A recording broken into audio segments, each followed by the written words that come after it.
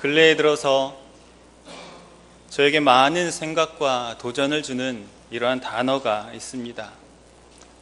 말씀을 볼 때에도 의도하지 않았음에도 불구하고 그 단어와 그 의미가 포함되어져 있는 성경을 읽게 됩니다.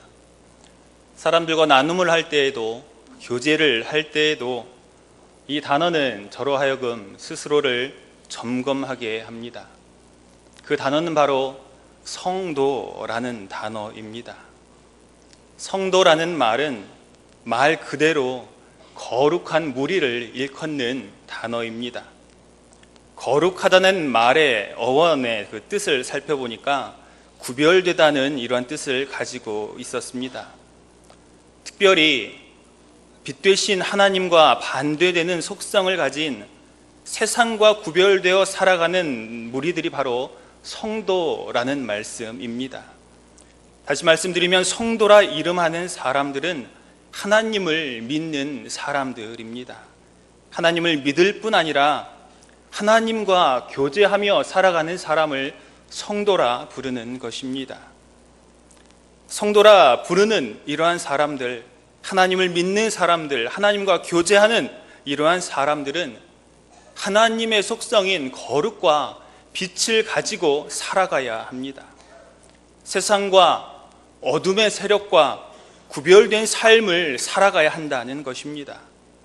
이러한 삶을 사는 사람들을 바로 성도라고 부르는 것입니다. 오늘 이 시간에 하나님께 예배드리는 우리를 성도라고 부릅니다. 그렇다면 우리는 하나님의 속성인 거룩함을 가지고 있어야 합니다. 하나님의 속성인 빛을 가지고 있어야 합니다. 그러므로 성도라 불리는 우리들은 세상과 어둠의 세력과 구별된 삶을 살아야 할 줄로 믿습니다. 그렇다면 한 가지 질문을 드리도록 하겠습니다. 이 자리에 계시는 사랑하는 성도님들은 정말로 세상과 어둠의 세력과 구별된 삶을 살고 계시는지요? 정말로 성도인 하나님이 가지고 계신 그 속성인 거룩함과 빛을 가지고 살고 계시는지요? 하나님을 믿는 사람들로서 세상과 구별된 삶을 사시는 우리 사랑하는 성도님들이 되시기를 바랍니다. 그렇다면 세상과 이 어둠의 세력과 구별되기 위해서는 우리가 해야 할 일이 있습니다. 그것은 바로 하나님과 사귀는 것입니다. 우리가 하나님과 사귀기 위해서는 먼저 우리가 해야 할 일이 있는데 그것은 바로 하나님에 대해서 아는 것입니다. 오늘 본문의 말씀은 하나님에 대해서 우리에게 알려주고 있습니다. 5절 말씀에 보시면 하나님은 빛이시다라고 하였습니다. 하나님은 빛이시기 때문에 어둠이 조금도 없다라고 하였습니다. 그렇다면 우리가 하나님과 사귀기 위해서는 우리 또한 어둠이 조금도 있어서는 안 됩니다. 우리도 하나님과 마찬가지로 빛 가운데 사는 사람들이어야 됩니다. 그래야만 하나님과 사귈 수 있는 것입니다. 태초에 하나님께서 천지를 창조하실 때에 아담과 하와가 하나님과 함께 살았습니다. 하나님과 인간이 서로 사귐을 가지고 교제를 하였다는 것입니다. 이것이 가능하였던 것은 아담과 하와가 죄를 짓지 않았기 때문이었습니다. 죄가 없는 인간은 빛 가운데에 사는 것이기 때문에 아담과 하와가 죄를 짓기 이전에는 분명히 하나님과 인간이 서로 사귐을 가지고 교제를 할 수 있었던 것입니다. 그러나 아담과 하와가 하나님의 말씀에 불순종함으로 인하여서 죄가 이 세상에 들어왔고 죄가 이 세상에 들어온 이후에 인간은 하나님과의 교제가 단절되었습니다. 그럼에도 불구하고 우리 하나님께서는 인간과의 관계가 단절되었음에도 불구하고 우리 인간들을 그냥 죄 가운데에 버려두지 않으셨습니다. 레위기를 통하여서는 성막을 통하여서 하나님께서 먼저 그의 백성들에게 찾아오셨던 것을 우리가 알 수 있고, 신약시대에 와서는 하나님의 독생자이신 예수 그리스도를 이 땅에 보내심으로 하나님의 사랑을 우리에게 표현하셨습니다.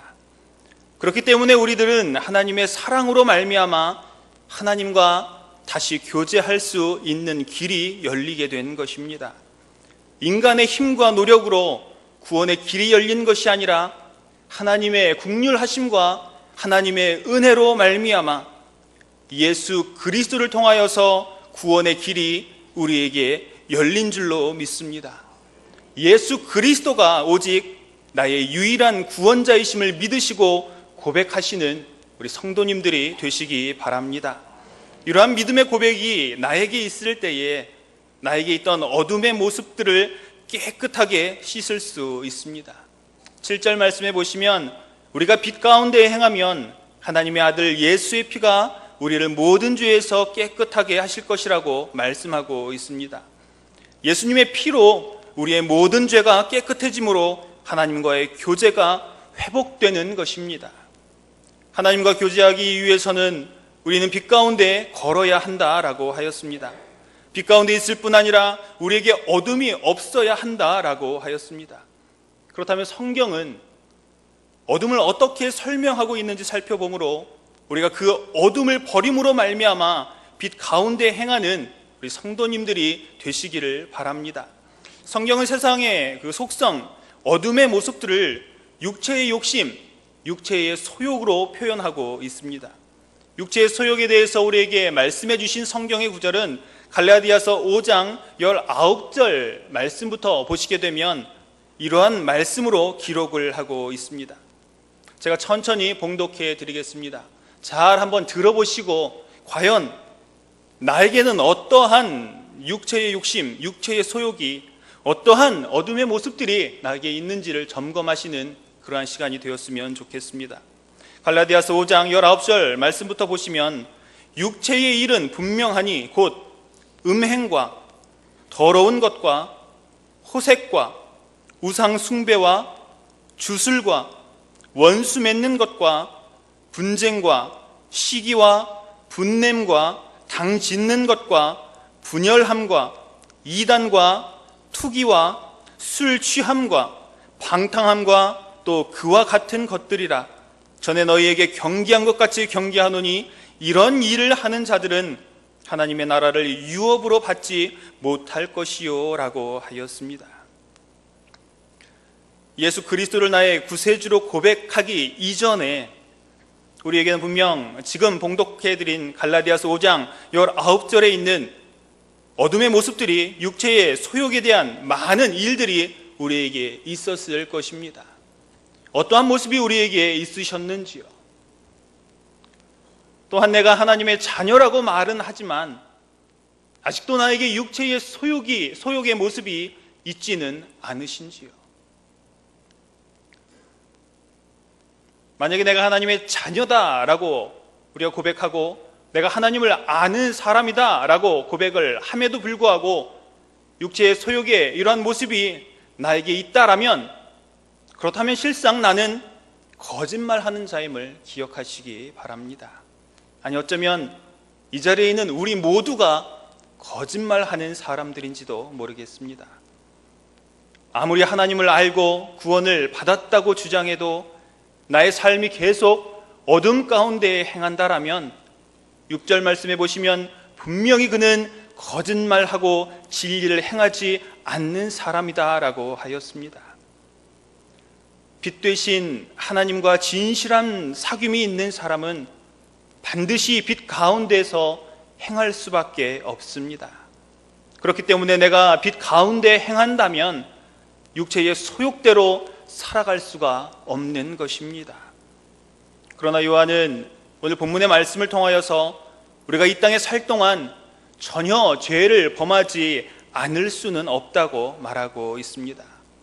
그렇다고 이것이 우리에게 핑계가 되어져서 스스로 연약한 존재임을 위로함으로 인하여서 죄를 지어서는 안 됩니다. 왜냐하면 우리에게 이제 예수 그리스도를 통하여서 성령님이 오셨기 때문에 우리의 마음 가운데 있는 성령님을 통하여서 우리가 죄를 넉넉히 이길 수 있는 사람들이 되었기 때문입니다. 중요한 것은 우리가 죄를 범하였을 때에 그 죄를 어떻게 대처하느냐, 그 죄를 어떻게 다루느냐가 우리에게 중요합니다. 하나님께서는 외모를, 거칠애를 보시는 분이 아니십니다. 하나님은 중심을 살피시는 분이신 줄로 믿습니다. 그렇기 때문에 우리가 하나님 앞에서 죄를 짓고도 죄가 없다고 말하게 되면 그 사람은 스스로 속이는 자가 됩니다. 진리가 우리 속에 없다는 것을 스스로 증언하는 것입니다. 그와는 반대로 우리가 하나님 앞에서 지은 죄를 자백하면 9절 말씀해 보시면 그는 미쁘시고 의로우사 우리 죄를 사하시며 우리를 모든 불의에서 깨끗하게 하실 것이라고 하였습니다. 우리는 날마다 죄를 범합니다. 우리의 마음으로, 우리의 입술로, 우리의 생각으로, 우리의 행동으로 날마다 죄를 범합니다. 그러나 하나님은 우리에게 빛으로 나아갈 수 있는 죄의 자백이라는 길을 열어주셨습니다. 하나님께서는 우리에게 죄의 자백을 통하여서 하나님과의 친밀한 관계를 회복할 수 있는 길을 열어주신 것입니다. 사랑하는 성도님들, 오늘 이후로 이 세상을 살아가실 때에는 육체의 모든 소욕을 버리시고 빛 가운데 사시는 우리 성도님들이 되시기 바랍니다. 사도 요한은 요한 1서의 말씀을 통하여서 빛 가운데 사는 사람들의 척도에 대해서 우리에게 말씀을 하고 있습니다. 빛 가운데 사는 사람들은 첫째로 하나님의 계명을 지키는 사람입니다. 하나님의 계명은 크게 두 가지로 요약할 수 있습니다. 그것은 바로 우리가 잘 알고 있는 하나님 사랑과 이웃 사랑입니다. 이 두 계명을 지키는 사람이 빛 가운데 행하는 사람입니다. 그렇다면 하나님을 사랑하는 것을 우리들은 어떻게 표현하고 있으신지요?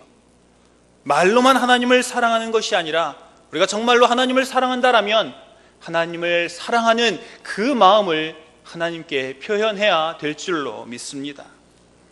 중심의 예배를 드림으로 인하여서, 또한 간절한 찬양과 기도를 통하여서, 또한 하나님께서 우리에게 주신 성경을 사랑하심으로 하나님에 대한 사랑을 표현하시는 성도님들이 되시기 바랍니다.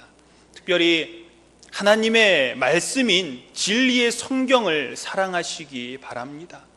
하나님을 사랑한다라고 하면서 성경을 모르게 된다라면 우리는 하나님이 무엇을 좋아하시는지, 내가 어떠한 표현을 해야 우리 하나님께서 좋아하시는지 아무것도 알지 못하게 됩니다.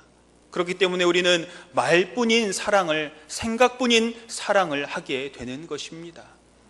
성경을 알아가는 데 힘쓰시고 특별히 깨닫게 해주시는 말씀이 있다라면 그 말씀을 실천하심으로 빛 가운데 거하시는 우리 성도님들이 되시기 바랍니다.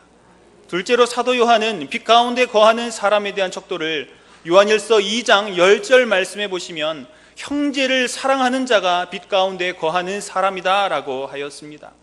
말로만 하는, 뜻도 의미도 없는, 흔히 말하는 영혼도 없는 이런 사랑 말고요, 하나님께서 나를 사랑하신 것과 같은 이러한 사랑, 정말로 내가 간절히 원하는 이러한 사랑을 우리 옆에 있는 형제와 자매에게 하는 그러한 사랑을 하는 사람만이 빛 가운데 거하는 사람이다 라고 사도 요한은 우리에게 말씀하고 있습니다. 요한일서 2장 9절 말씀해 보시면 형제를 미워하는 자는 어둠에 있는 사람이다 라고 하였습니다. 우리는 빛 가운데 있는 사람이어야 하는데 형제를 미워하는 사람은 아무리 하나님을 아는 사람이다 라고 이야기를 할지언정 그 사람은 어둠에 있다라는 것입니다. 내가 하나님을 안다라고 하면서 형제를 미워하는 사람, 이 사람은 요한은 분명히 거짓말하는 자고 그 진리가 그 속에 없는 사람이다 라고 하였습니다. 혹시 우리 가운데에 형제나 자매를 미워하시는 분은 없으신지요? 여러 가지 이유들로 우리가 사람들을 미워할 수 있습니다. 우리의 마음에 미움의 감정이 생길 수 있습니다.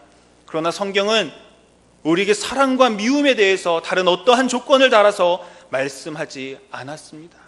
단지 성경은 형제를 미워하는 사람은 분명히 어둠에 있는 사람이다 라고 기록하고 있습니다. 그리고 형제를 사랑하는 사람만이 빛 가운데에 있는 사람이다 라고 하였습니다. 하나님께서 나를 사랑하신 그 사랑을 기억하심으로 인하여서 나의 형제와 이웃을 사랑하시는 우리 성도님들이 되시기 바랍니다. 이 자리에 계신 모든 성도님들은 하나님의 계명을 지키심으로 빛 가운데에 거하시기 바랍니다. 또한 형제를 미워하지 않고 사랑하심으로 빛 가운데에 거하시는 성도님들이 되시기 바랍니다. 더 나아가서 이것을 실천하는 사람만이 하나님을 아는 사람이요 빛이신 하나님과 사귐을 갖는 사람임을 기억하시는 우리 성도님들이 되시기를 바랍니다. 그러므로 인하여서 오늘의 이 말씀을 실천하심으로 빛 되신 우리 하나님과 사귐을 갖는 모든 성도님들이 되시기를 바랍니다.